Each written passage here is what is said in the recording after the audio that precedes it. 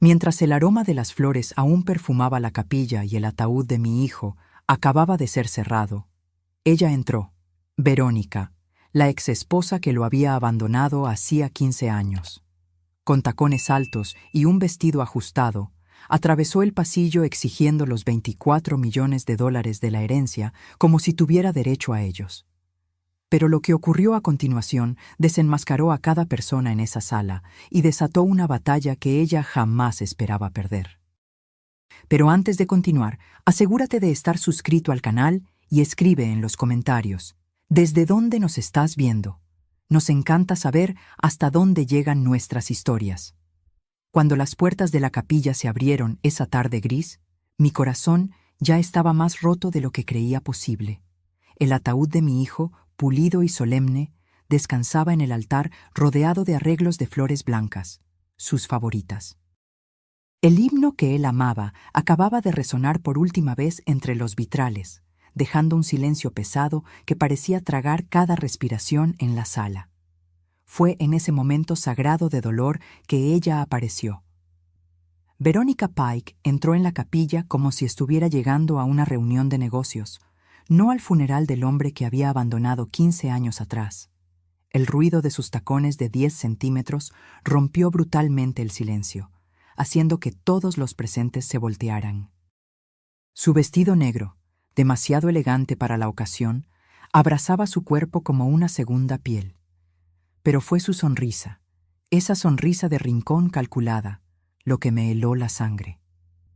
«Estoy aquí para reclamar lo que me pertenece», anunció con una voz clara y ensayada, proyectándola para que todos la escucharan. «Los 24 millones de dólares que mi esposo dejó. Como su esposa legal, tengo todo el derecho a ello». El aire fue succionado de la capilla. Algunos jadearon, otros se voltearon aturdidos hacia sus vecinos de banco. Pero yo no me giré para mirarla. Aún no. Mantuve mis ojos fijos en el ataúd de mi hijo, en la placa de latón que brillaba suavemente con su nombre. Ni siquiera había sido bajado a la tierra, y ella ya estaba allí, como un buitre, tratando de arrancar lo que quedaba de él. No fue tristeza lo que sentí en ese momento. Fue un calor intenso subiendo por mi pecho, apretando mi garganta. Una furia silenciosa que se instaló pesadamente detrás de mis costillas. Mi difunto esposo solía decir que yo tenía la paciencia de una pared de piedra.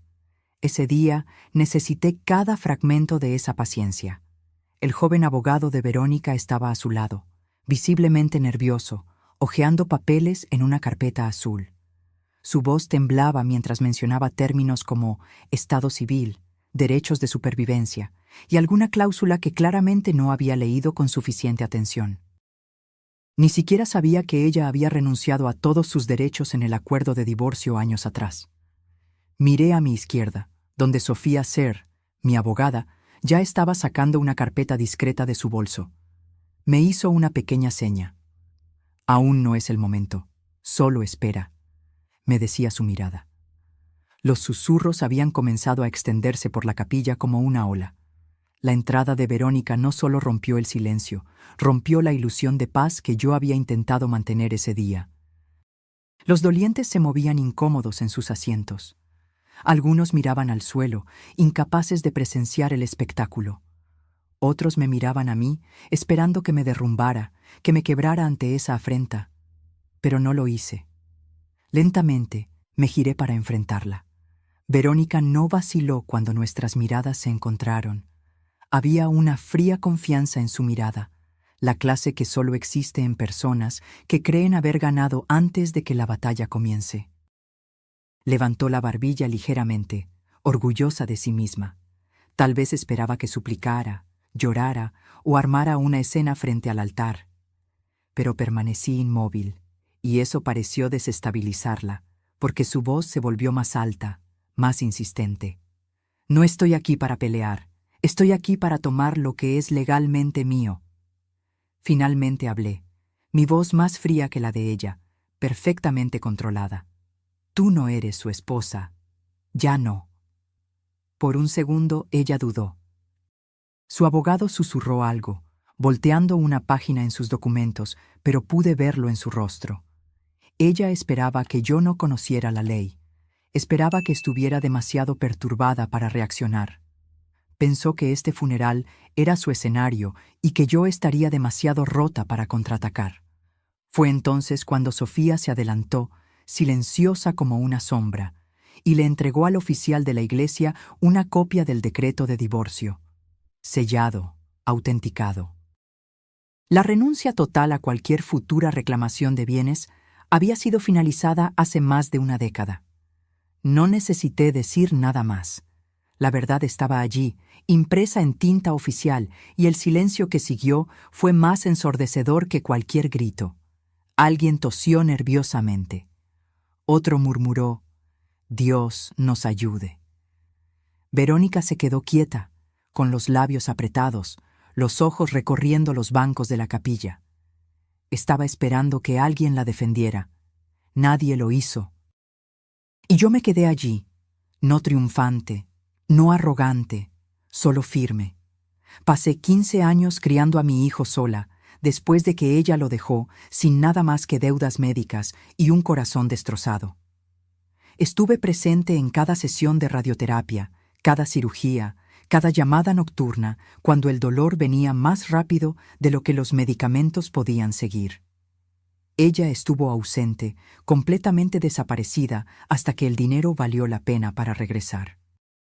Cuando finalmente me giré para salir de la capilla, no miré hacia atrás. Caminé hacia la salida con Sofía a mi lado, nuestros pasos lentos y uniformes, como si estuviéramos marchando hacia una batalla que apenas comenzaba. Escuché a alguien susurrar mi nombre con simpatía. Otro dijo: «Justicia». Pero yo no necesitaba simpatía. No quería justicia. Todavía no. Porque sabía que esto no había terminado, ni de lejos. Lo que estaba por venir haría que el funeral pareciera solo un preludio. Afuera, el viento había aumentado, azotando hojas secas alrededor de los escalones de piedra. Sofía me alcanzó y silenciosamente me entregó un sobre marrón. Lo puse debajo de mi brazo sin decir palabra. Ambas sabíamos que lo necesitaría muy pronto. El director de la funeraria nos encontró en la acera, claramente perturbado, para disculparse por la interrupción. Le dije que no se preocupara. «La muerte no siempre trae dignidad», respondí. Él no supo qué decir después de eso, y yo no necesitaba que lo supiera. Entramos en el auto. Sofía condujo. Me senté en el asiento del pasajero, mirando por la ventana, con las manos cruzadas, respirando despacio, no calma, solo controlada. Hay una diferencia. Tomamos exactamente 11 minutos para llegar a la oficina de SER y Asociados en el centro de la ciudad. La asistente de Sofía ya había preparado la sala de conferencias, cerrando la puerta detrás de nosotras y asegurándola con un suave clic que parecía sellar el mundo exterior. Sofía puso 2 documentos sobre la mesa de madera oscura y los alisó con manos precisas. El primero era el último testamento actualizado de mi hijo, fechado 9 meses antes de que falleciera. Yo estaba sentada a su lado cuando lo firmó, sus manos delgadas pero firmes. En el documento dejaba todos sus bienes para mí: el dinero, las acciones de la empresa, la propiedad, el seguro, incluso los derechos intelectuales de la aplicación que había diseñado en sus meses finales. No había mención a Verónica, ni una sola línea. El segundo documento era el acuerdo de divorcio de 15 años atrás. Una renuncia total de derechos futuros a cualquier bien actual o futuro, finalizada y autenticada. Sofía tenía la copia certificada en mano, junto con el registro del notario. Sin fisuras, sin ambigüedad. Aún así, la voz de Sofía era mesurada cuando habló. «Verónica no tiene en qué apoyarse, pero es audaz. Espero que esto escale». Asentí, mi mandíbula apretada, no por miedo, sino por un enfoque absoluto. Si Verónica quería convertir esto en una guerra, la encontraría en las líneas del frente. Había llorado por mi hijo con cada parte de mi ser. Ahora defendería lo que él dejó. No permitiría que una mujer que desapareció por 15 años convirtiera el capítulo final de su vida en un circo legal. Sofía me entregó una copia del inventario de los bienes, cuidadosamente listados en categorías. Le eché un vistazo rápido: cuentas bancarias, acciones de la empresa, la casa del lago, el apartamento, incluso el auto. Entonces vi el último ítem, una carta en video particular grabada por mi hijo y almacenada digitalmente bajo protección de abogado. Yo no sabía que él había hecho eso. Sofía golpeó la carpeta con determinación. Es hora. Condujimos hasta el juzgado, no para una audiencia formal, sino para una reunión que Sofía había programado con el juez responsable de procedimientos de emergencia de sucesión. Una cortesía concedida debido al tamaño de los bienes y a la obvia tensión a su alrededor. Él accedió a revisar los archivos por adelantado y confirmar que las reclamaciones de Verónica serían marcadas como inválidas inmediatamente después de la presentación. Una orden de protección temporal sobre los bienes fue emitida en 1 hora, un récord incluso para Sofía, que rara vez mostraba sorpresa, pero levantó ligeramente las cejas cuando el documento llegó tan rápido. Mientras salíamos, el cielo se había oscurecido, las nubes se cerraban como una cortina antes de una tormenta. El teléfono de Sofía sonó cuando estábamos en los escalones del juzgado. Era el abogado de Verónica. Ella contestó en altavoz, permitiendo que yo escuchara cada palabra. La voz de él se quebró mientras pedía una reunión para discutir una posible resolución conjunta. Sofía respondió con una frialdad profesional que ya conocía bien. Todas las conversaciones debían ser por escrito, y la interferencia de Verónica en un servicio religioso sería incluida en cualquier respuesta formal. No hablé durante la llamada. No lo necesité. Pasé años siendo silenciosa por la paz, por mi hijo, por la familia. Ese tiempo se había acabado en el momento en que Verónica dijo $24 millones frente a su ataúd. Esa noche, en casa, abrí la carta en video particular. Mi hijo estaba sentado en la silla cerca de la ventana, la misma silla en la que solíamos leer juntos cuando él era solo un niño. Su voz era tranquila, su tono claro y firme, a pesar de la evidente debilidad física. Habló sobre la fundación que quería que yo construyera, las becas comunitarias, el jardín conmemorativo detrás del laboratorio de tecnología. Habló sobre mí, sobre cómo lo apoyé, sobre la fuerza que esperaba que yo continuara demostrando incluso después de que él se fuera. Entonces, cerca del final, dijo algo que jamás olvidaré. Si ella regresa, necesito que te mantengas firme, no solo por mí, sino por ti. Ella se alejó de mí, pero tú, mamá, tú nunca lo hiciste. Te mereces todo lo que te dejé. Te elegí a ti. Reproduje esa última parte 2 veces, dejando que el peso de esas palabras se asentara en mi pecho como una mano, presionando firmemente, pero con ternura. No lloré. No esa noche. Habría tiempo para eso después. Ahora tenía una decisión que tomar. Abrí el cajón de mi escritorio y saqué un bloc de notas. Escribí 3 nombres. 3 personas que apoyaron a mi hijo cuando Verónica no lo hizo. 3 personas que presenciaron cosas, que sabían cosas. Una de ellas tenía acceso a registros hospitalarios. Otra había archivado los contratos de desarrollo. La tercera poseía correos electrónicos personales que nunca fueron divulgados. No se trataba de venganza, se trataba de protección. No permitiría que ella reescribiera su historia, no mientras tuviera aliento en mis pulmones, no mientras aún tuviera su voz en mis oídos. A la mañana siguiente, la noticia se extendió. No sobre el dinero, eso vendría después, sino sobre lo que sucedió en la iglesia, sobre la entrada de Verónica, sobre el enfrentamiento, sobre el silencio que siguió. Mi teléfono sonó antes del amanecer. Viejos vecinos, primos lejanos, personas de las que no había sabido en años llamando para preguntar cómo estaba. Pero por debajo de la preocupación, podía oír algo más. Curiosidad, vacilación, un ligero tono de cuestionamiento en sus voces, como si no estuvieran seguros de qué lado de la historia creer todavía. No devolví las llamadas. Me senté a la mesa de la cocina con una taza de café negro y observé el cielo clarear sobre el patio, el mismo patio donde mi hijo había jugado cuando era pequeño, donde habíamos hecho barbacoas los fines de semana, donde planté "No me olvides" a lo largo de la cerca durante su primera ronda de quimioterapia. Era un espacio tranquilo, un buen lugar para pensar. Pero la tranquilidad no duró. Alrededor de las 10 de la mañana, Verónica publicó una foto, una imagen recortada de mi hijo de años atrás, una que ella no tenía el derecho de compartir. La leyenda era corta: con el corazón roto por decir adiós al amor de mi vida, que se haga justicia. Entonces vinieron los comentarios. La mayoría eran de personas que no sabían o no les importaba saber la verdad.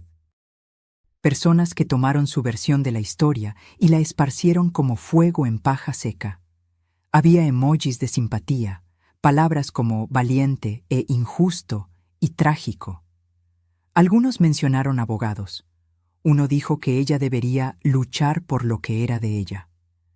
Fue en ese momento que las cosas cambiaron. Ya esperaba una batalla legal. Ya había asegurado los documentos. Pero esto era algo diferente. Esto era público.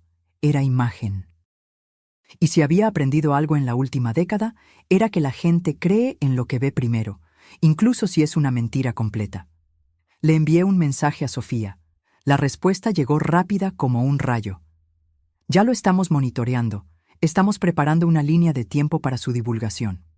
En una hora, la CFO de mi hijo, Jimena, llamó para decir que había recibido 2 llamadas de periodistas preguntando sobre la viuda. Jimena dijo esa palabra con un amargo apretón que aprecié profundamente. Le dije que esperara. No íbamos a reaccionar. Íbamos a responder. Y hay una diferencia fundamental entre esas 2 acciones. Al mediodía, conduje al centro para reunirme con Sofía. Ella había reservado una sala tranquila en una biblioteca privada que solía ser un banco. Paredes gruesas, a prueba de sonido. No queríamos oídos indiscretos. Lo que teníamos que preparar ya no era solo legal, era reputacional. Sofía presentó el plan en 3 partes. Primero, confirmar la posición legal con la orden temporal del juez e iniciar el proceso para una moción permanente para bloquear la interferencia de Verónica. Esa parte ya estaba en marcha. Segundo, reunir todas las evidencias personales que mi hijo dejó y toda la documentación de las personas en su círculo íntimo. Jimena tenía correos electrónicos y horarios que probaban que Verónica jamás apareció durante su enfermedad. Miguel tenía registros autenticados del divorcio y de los acuerdos de propiedad. Daniel, el enfermero de la UCI, tenía una declaración por escrito sobre la semana final, incluyendo la visita que Verónica nunca hizo. Tercero, y esa era la parte que Sofía todavía no me había dicho, preparar un evento público. No solo un comunicado de prensa o una petición legal, sino algo real, visible, un compromiso público con la fundación que mi hijo quería crear. Sofía creía que la mejor defensa no era solo un juzgado, era una multitud, y no estaba equivocada. Elegimos una fecha para 3 días a partir de ese momento. El lugar, la principal sala de conferencias en el ayuntamiento de la ciudad. El alcalde ya había expresado apoyo a la fundación meses antes, cuando mi hijo aún estaba vivo y discretamente sentando las bases. Aún teníamos las cartas, los permisos, todo lo que él había arreglado. Simplemente estábamos dando continuidad a lo que él comenzó. Pero yo no estaba interesada en montar un espectáculo. Le dije a Sofía que todo debía permanecer centrado en él, no en Verónica, no en mí. La causa, la misión, el impacto comunitario, eso era lo que importaba. Aún así, sabía que Verónica vendría y necesitaba estar lista. Esa noche, visité el antiguo despacho de tecnología donde mi hijo solía trabajar. Las luces estaban apagadas, los muebles cubiertos. El equipo se había mudado después de la adquisición, pero Jimena aún tenía las llaves. Me encontró al frente y me llevó a su vieja mesa. La silla todavía estaba allí, así como la taza con una astilla en el asa. La pizarra con notas semi-borradas sobre la funcionalidad de la aplicación, en su caligrafía que yo reconocería entre miles. Jimena me entregó un pendrive sin decir mucho, solo presionándolo en mi mano con un gesto determinado. Dentro estaban los últimos 2 meses de correos electrónicos privados de mi hijo. Ella había filtrado todo lo que era irrelevante. Lo que quedó eran comunicaciones sobre la fundación, sus instrucciones médicas finales y sus últimos contactos con consejeros legales. Más tarde, esa noche, me senté en mi propio escritorio, el mismo en el que solía corregir trabajos cuando yo enseñaba en 2º grado, y abrí el pendrive. Había 3 correos marcados con estrellas rojas. Uno para Sofía, uno para Jimena, uno para mí. El que era para mí nunca fue enviado. Lo había guardado como borrador. Decía: «Mamá, si estás leyendo esto, yo ya me fui. Y si ella aparece, sé que será difícil, pero necesito que recuerdes que tú eres la única que se quedó. Estuviste allí cuando no podía caminar, cuando no podía dormir, cuando era más tubos que piel. Tú nunca saliste de la habitación, así que no dejes que ella reescriba lo que tú y yo vivimos. Yo te elegí a ti, no a ella, nunca a ella». Fue en ese momento que mi duda desapareció. No es que hubiera planeado rendirme, pero algo dentro de mí se calmó. Había cargado con dolor y furia toda la semana. Ahora tenía claridad. Verónica quería usar la opinión pública como arma. Yo levantaría la verdad, no solo en el juzgado, sino frente a cada persona que había visto su publicación y creído la mentira. 3 días después del funeral, entré al ayuntamiento por la entrada trasera. Sofía lo había arreglado así: menos ruido, menos ojos. El auditorio ya se estaba llenando de gente: prensa local, inversores de tecnología, líderes comunitarios. La oficina del alcalde había confirmado su presencia, no para dar un discurso, sino para mostrar apoyo. Eso importaba más. El evento era simple en el papel: una dedicación, el lanzamiento público de la Fundación Conmemorativa Holbrook. Pero todos sabíamos que era más que eso. Era un mensaje. Las sillas se dispusieron en filas frente a una pantalla de proyección. Una pancarta estaba colgada cerca del frente: un legado de propósito. El rostro de mi hijo estaba en el programa, sonriendo de esa manera discreta que él siempre tenía cuando estaba orgulloso, pero no quería atención. Esa sonrisa hablaría por él ahora. Sofía y Jimena se encargaron del registro de la prensa. Miguel estaba posicionado cerca de la mesa lateral con carpetas legales. Daniel, el enfermero, se ofreció a acompañar a los invitados mayores. Todos tenían un papel. Todos entendían lo que estaba en juego. A las 10:02 las puertas se cerraron. A las 10:05 Sofía subió al podio y golpeó el micrófono una vez. No sonrió. No estaba allí para encantar a nadie. «Buenos días.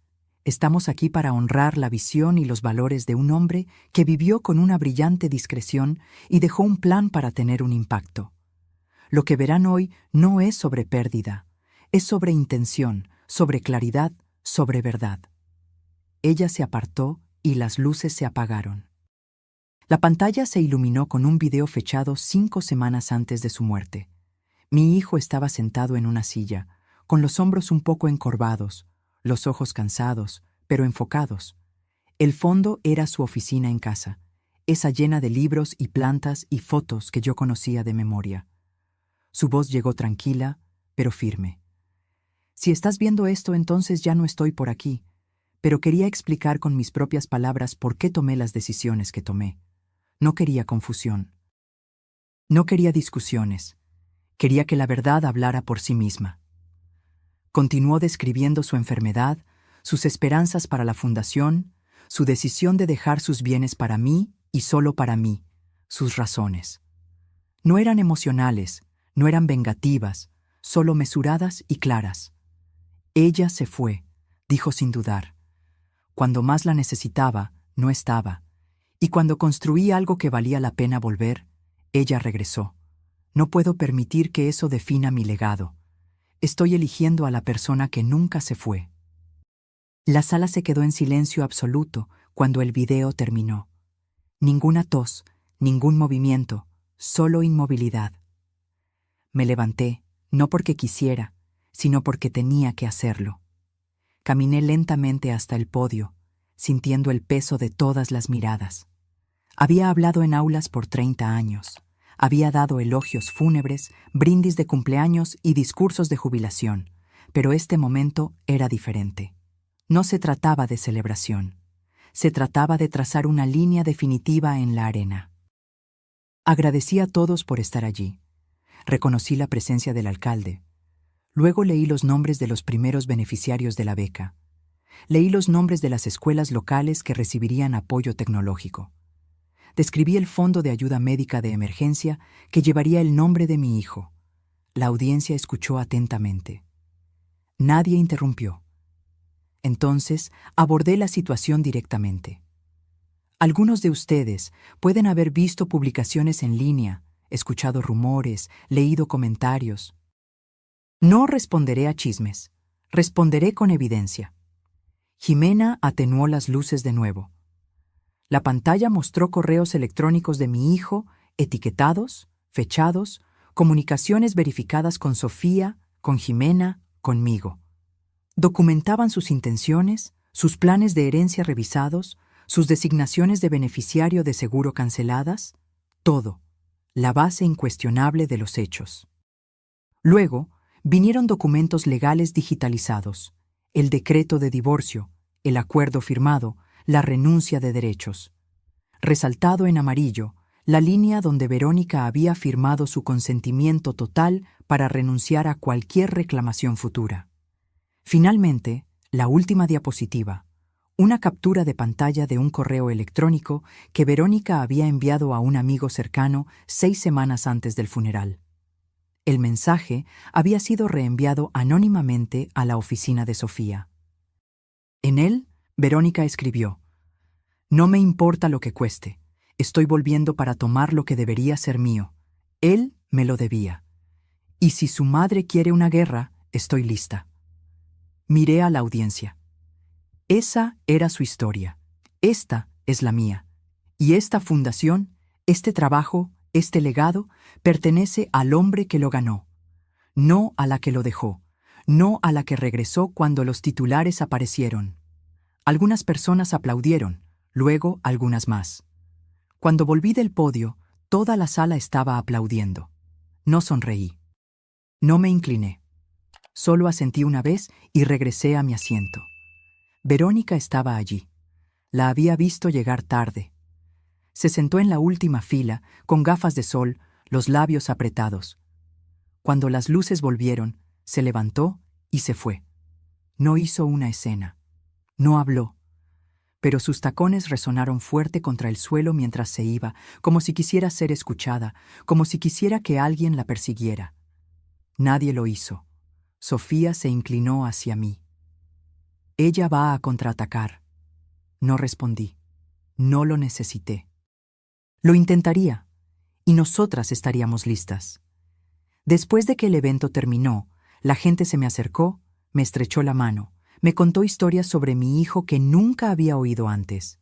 Un compañero de la universidad, un mentor de una incubadora de tecnología, un padre cuyo hijo había recibido clases gratuitas de la aplicación que mi hijo construyó en su último año. Esa tarde, una foto del evento apareció en las noticias. Yo parada en el podio, una mano en el atril, la otra sosteniendo el programa. El rostro de mi hijo a mi lado en la pantalla. La leyenda decía: una madre protege el legado de su hijo. Y eso era exactamente lo que yo había hecho. Públicamente, claramente, sin gritar, sin enojo, pero con cada hecho afilado como una cuchilla. A la mañana siguiente, me desperté al silencio. Sin nuevos mensajes, sin llamadas perdidas, sin correos electrónicos de Sofía, pero no confundí la quietud con la paz. Era el tipo de silencio que viene antes de que algo se rompa. A las 8:30, Sofía me envió un único mensaje: mantente alejada de las redes sociales. Su tono siempre era controlado, pero pude sentir la urgencia detrás de esas 4 palabras. Obedecí, pero no necesité preguntarme por mucho tiempo. Jimena llamó 30 minutos después. Verónica publicó algo, un clip de video, ediciones recortadas de tu hijo fuera de contexto. Hace que parezca que se arrepintió de haber cambiado el testamento.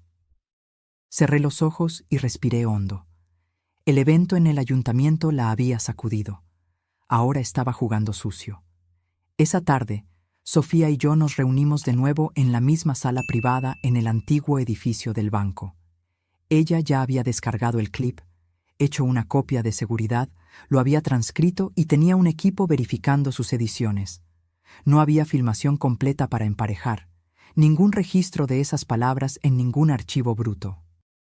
Era una fabricación, pero era lo suficientemente sutil como para engañar a las personas que querían creerle. Sofía volteó la pantalla de su laptop hacia mí y presionó reproducir. La voz de mi hijo se escuchó, pero las frases fueron cortadas, reorganizadas, las pausas eliminadas. Él parecía inseguro, abrumado. Luego la voz de Verónica se superpuso. Ella hablaba gentilmente, con falsa simpatía, pero cada palabra implicaba que yo había manipulado a mi hijo para excluirla. Incluso había titulado el video, "Que la verdad sea escuchada". Ya estaba siendo compartido en todos los rincones de Internet. Los comentarios cambiaron rápidamente. Extraños la llamaban valiente, otros me llamaban codiciosa. Algunos sugirieron que yo había aislado a mi hijo durante su enfermedad, alejado a sus amigos, cortado el contacto con su exesposa por celos.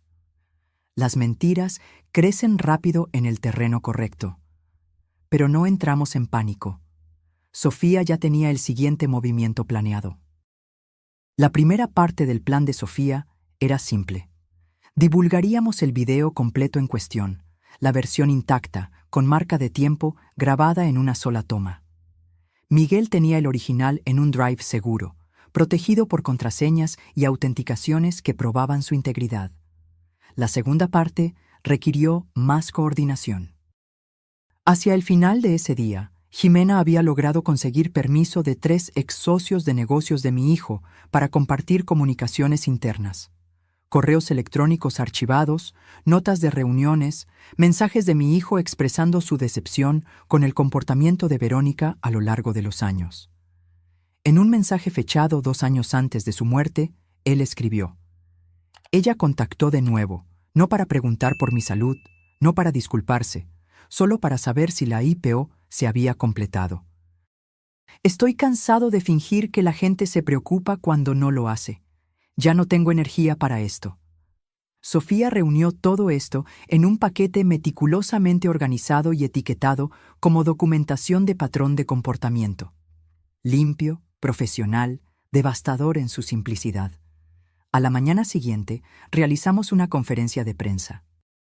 No fue algo llamativo, sin un podio elaborado, sin dramatización, solo una sala de conferencias con un proyector y paquetes impresos para cada persona presente.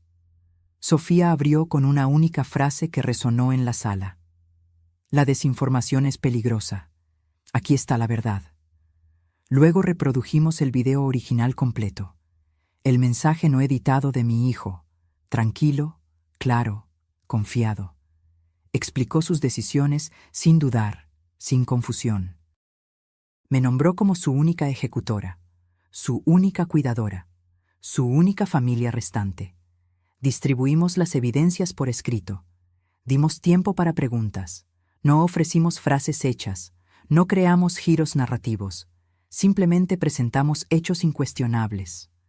Verónica no respondió públicamente, pero no lo necesitaba. El daño a su credibilidad ya era visible. Esa noche, uno de los blogs de la comunidad que la había elogiado antes emitió una discreta retractación. Otro eliminó el video manipulado de ella. Un tercero publicó transcripciones lado a lado mostrando cómo el clip había sido alterado.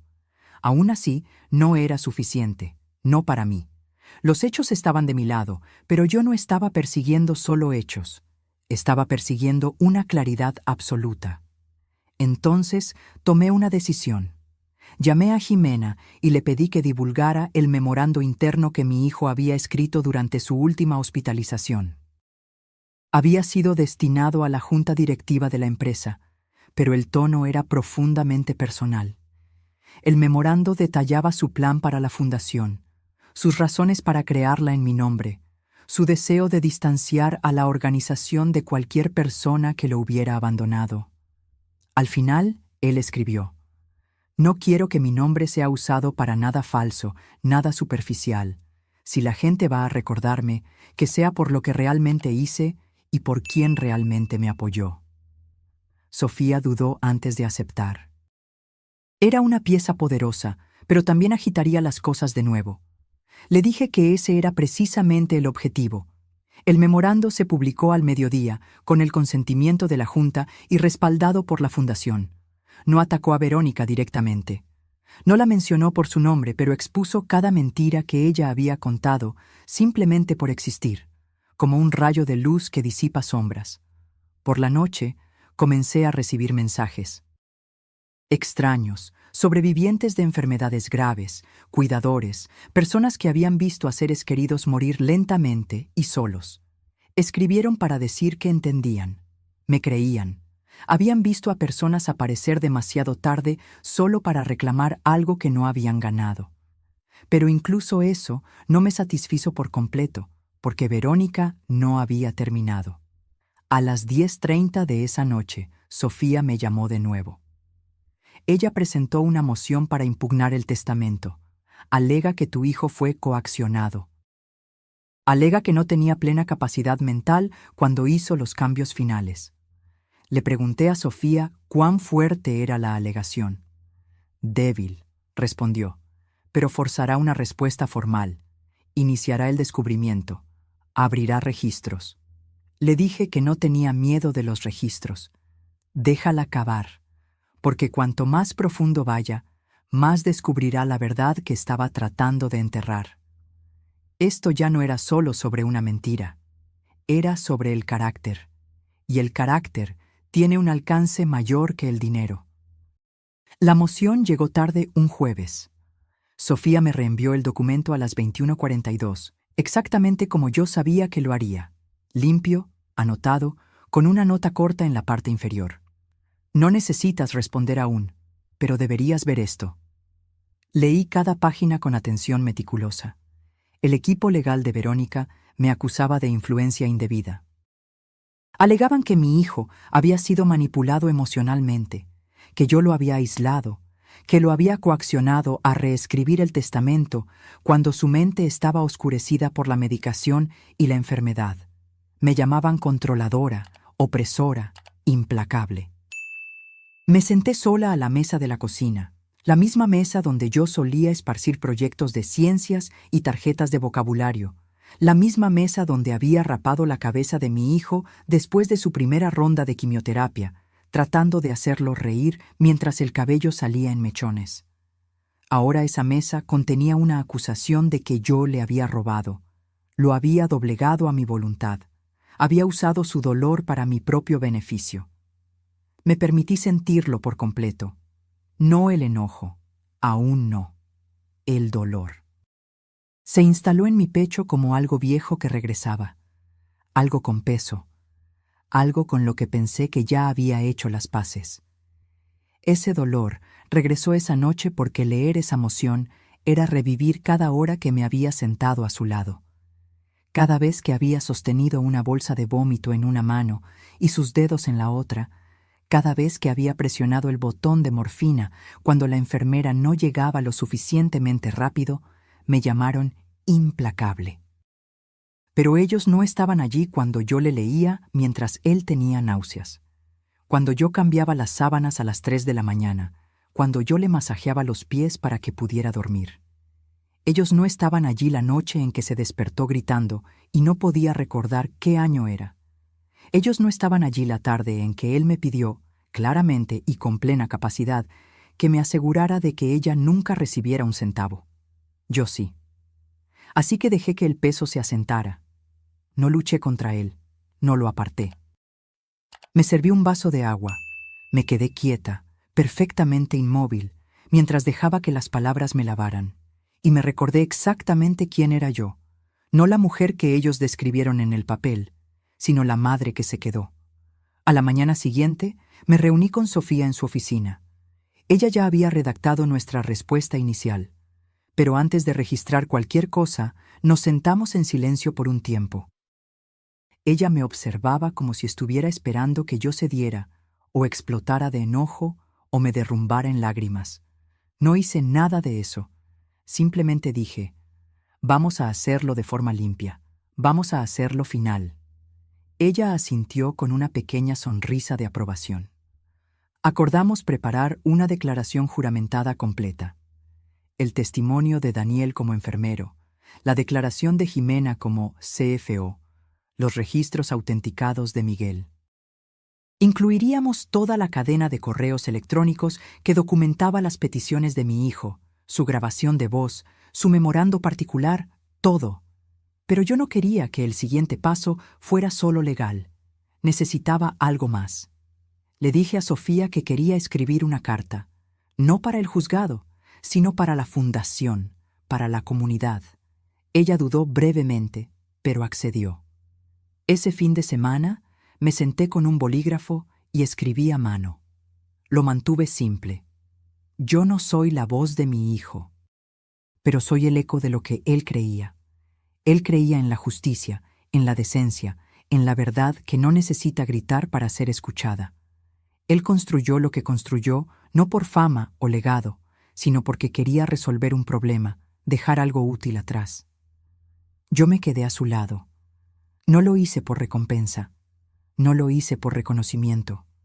Lo hice porque lo amaba y porque creo en lo que él quería que esta fundación fuera. La semana siguiente, Sofía registró la refutación completa. Era más larga que la moción original, más detallada, más sustancial con documentación irrefutable. Entonces esperamos. Durante ese tiempo, Verónica hizo exactamente lo que esperaba. Fue a la prensa, dio entrevistas, interpretó el papel de la viuda inconsolable. Habló sobre amor y memoria y corazón roto. Compartió fotos cuidadosamente seleccionadas. Lloró cuando las cámaras lo exigían, pero algo había cambiado. El público ya no estaba tan seguro. Algunos artículos comenzaron a usar la palabra supuesto antes de sus alegaciones. Comentaristas comenzaron a hacer referencia al video completo, a los correos electrónicos, a las contradicciones evidentes entre lo que ella decía y lo que los documentos mostraban. La verdad no siempre se mueve rápido, pero se mueve de forma constante e implacable. Sofía me dijo que podría llevar semanas para que el juez revisara la moción. Me advirtió que Verónica podría presionar por una audiencia, intentar retrasar las cosas, intentar desgastarnos con el tiempo. Le dije que no estaba preocupada porque ya había esperado por cosas peores. Había esperado por análisis de sangre y resultados de biopsia y el sonido de máquinas pitando en medio de la noche. Esperar por fechas de juzgado y revisiones de documentos no me asustaba. No como ver a tu hijo languidecer día tras día, hora tras hora. Durante esos días de espera, me mantuve ocupada. Pasé las mañanas en la oficina de la fundación, revisando propuestas de becas, reuniéndome con el nuevo director, armando paneles de evaluación. Me aseguré de que el trabajo avanzara. Mantuve mis manos ocupadas para que mi corazón no se sintiera abrumado por el peso de la espera. Una tarde, mientras revisaba informes de presupuesto, una voluntaria entró con una carta. Era manuscrita, sin dirección de remitente. Dentro había un mensaje simple. No estás sola, yo te creo. Vi a mi hermana ser destruida por alguien como ella. Gracias por hablar. No había firma, solo esas pocas líneas. Aquello me recordó que lo que estábamos haciendo no era solo sobre propiedad o herencia. Era sobre poner la historia en el lugar correcto. No con fuego, sino con enfoque. No con volumen, sino con verdad incuestionable. Esto era lo que Verónica nunca entendió.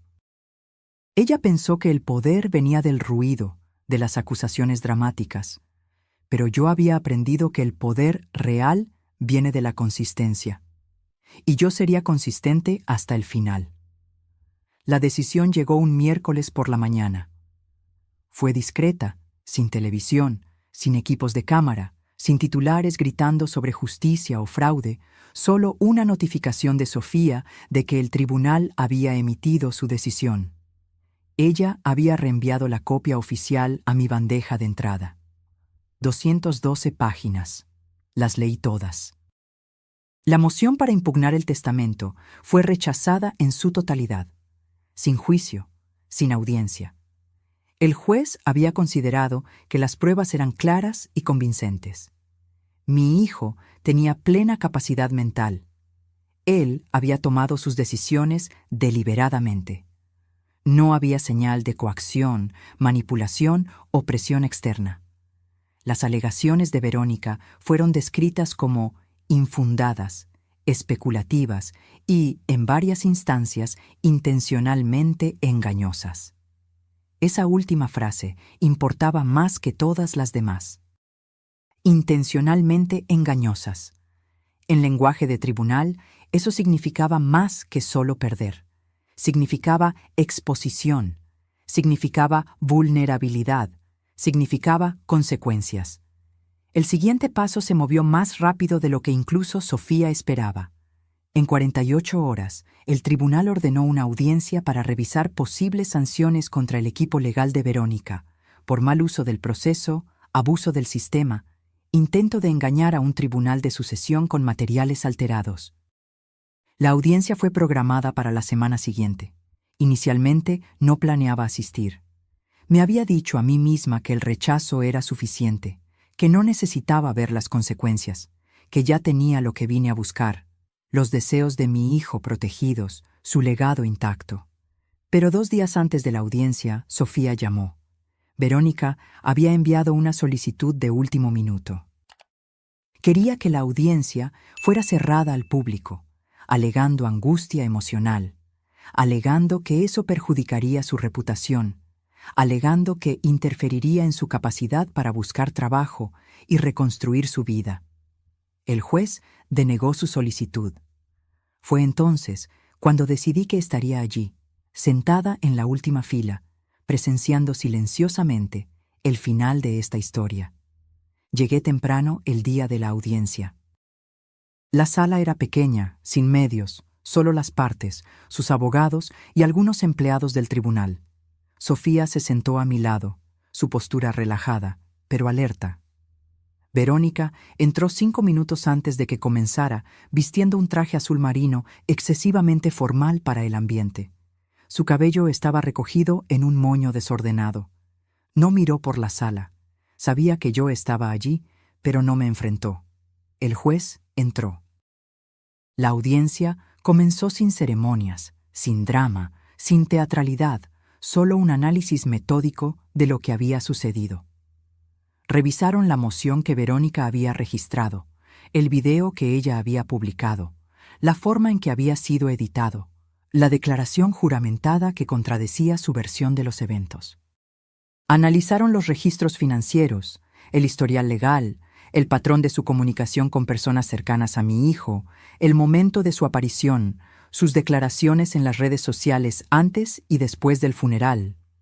Desmembraron todo, pieza por pieza, exponiendo cada contradicción. Su abogado intentó argumentar que ella había sido engañada, que no había entendido completamente los riesgos, que había actuado a causa del dolor. Pero el juez lo interrumpió con palabras que jamás olvidaré. El dolor de perder a un hombre que abandonó no excusa la manipulación de este tribunal. Al final de la audiencia, quedó claro que las sanciones serían severas. El abogado de Verónica enfrentaría una revisión formal de la Orden de los Abogados del Estado. Ella sería obligada a pagar los honorarios legales asociados con la respuesta a su moción fraudulenta. El valor era considerable. El tribunal emitió un congelamiento de sus cuentas pendiente de pago. No era prisión. No era un escándalo nacional, pero era la versión legal de un ajuste de cuentas. La verdad finalmente cobrando su precio. Observé su rostro mientras el juez leía la decisión. Su expresión no cambió, ni una vez, pero sus manos traicionaron su aparente calma, apretando, soltando, una tras otra en un ritmo nervioso. Cuando el juez cerró la audiencia, Sofía y yo nos levantamos. No nos acercamos a Verónica. No nos demoramos, pero mientras caminábamos hacia la salida, ella se volteó ligeramente. No lo suficiente como para hacer contacto visual, pero sí para que yo viera la mirada vacía en sus ojos. Ella había entrado en esta batalla pensando que podría doblar la realidad a su voluntad. Salió con su nombre manchado en registros oficiales del tribunal, sus finanzas bloqueadas, su historia desvelada como una red de mentiras. Esa tarde, Sofía envió una declaración a los contactos de prensa de la Fundación. Breve, profesional. La Fundación Holbrook respeta los hallazgos del tribunal y continúa comprometida en llevar adelante la misión definida por su fundador. Consideramos este asunto resuelto. Sin triunfalismo, sin tono de venganza, solo finalidad. Me senté en mi jardín esa noche sola, en el mismo banco donde mi hijo una vez se sentó después de su primer examen limpio, y respiré la tranquilidad. No la paz completa, aún no, pero la tranquilidad que viene después de que una puerta finalmente se cierra. En las semanas siguientes, la fundación floreció. Recibimos más ofertas para asociaciones de las que podíamos aceptar. Los primeros beneficiarios de las becas ya estaban siendo seleccionados. El jardín conmemorativo, detrás del laboratorio, comenzaba a tomar forma. En cuanto a Verónica, ella desapareció de la vida pública tan completamente como había desaparecido de la vida de mi hijo 15 años antes. Sin más publicaciones, sin más entrevistas, sin más cartas o correos electrónicos o intentos de contacto. Un día recibí una correspondencia, un sobre simple, sin remitente, solo mi nombre al frente. Dentro no había carta, solo una foto antigua de mi hijo de niño y un pedazo de papel con una única palabra. Perdón. No respondí. No había necesidad. Ese capítulo estaba cerrado, no con un grito o una celebración, sino con la calma certeza de quien protegió lo que importaba. Aún recibo cartas de mujeres que nunca conocí, de hijas viendo a sus madres sufrir, de madres viendo a sus hijos volverse extraños. Ellas no piden magia, solo verdad. Y yo se la doy, simple e inquebrantable. No estás sola, nunca lo estuviste. Tu historia no termina con el abandono. Puedes trazar la línea, puedes tomar el bolígrafo de nuevo. Y aunque el mundo nunca aplauda, tu paz es el aplauso más importante. Ahora, si te gustó esta historia, dale me gusta para apoyarnos y haz clic en este próximo video que está apareciendo en la pantalla, porque en él hay una historia de traición y giro como nunca antes habías visto.